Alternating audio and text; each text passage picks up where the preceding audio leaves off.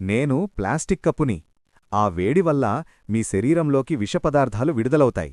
అందుకే గాజు లేదా సిరామిక్ కప్పులో తాగండి. ఇది సురక్షితం. నేను మీ టెఫ్లాన్ ప్యాన్ని. నా మీద గీతలు పడితే వెంటనే నన్ను దూరంగా విసిరేయండి. నిప్పుకు గురైనప్పుడు ఆహారం కింద కనిపించే పొర విషాన్ని విడుదల చేస్తుంది. దానివల్ల లంగ్స్ మరియు హెల్త్కి హార్మ్ఫుల్. నేను చల్లని ఆహారం కోసం మాత్రమే తయారుచేసిన ఫోమ్ ప్లేట్ని. వ్రేడి ఆహారం పెడితే నేను కరిగి క్యాన్సర్ కారక పదార్థాలను విడుదల చేస్తాను. నేను ప్లాస్టిక్ సంచిని. హాట్ ఫుడ్ ప్యాక్ చేస్తే విషపూరిత పదార్థాలు ఆహారాన్ని కలుషితం చేస్తాయి. షాపింగ్కి వెళ్లేటప్పుడు మీ సొంత కంటైనర్ తీసుకురండి. నేను మెలమైన్ ప్లేట్ని. నేను అందంగా కనిపిస్తాను, కానీ నేను మోసగాణ్ణి.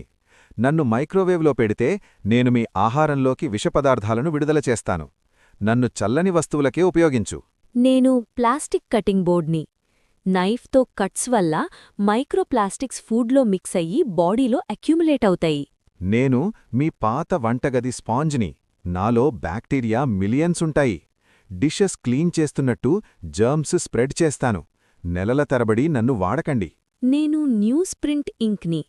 ఫుడ్ ర్యాప్ చేస్తే టాక్సిక్ ఇంక్ ఫుడ్లో వెళ్ళిపోతుంది. హెల్త్ రిస్క్ పెరిగిపోతుంది.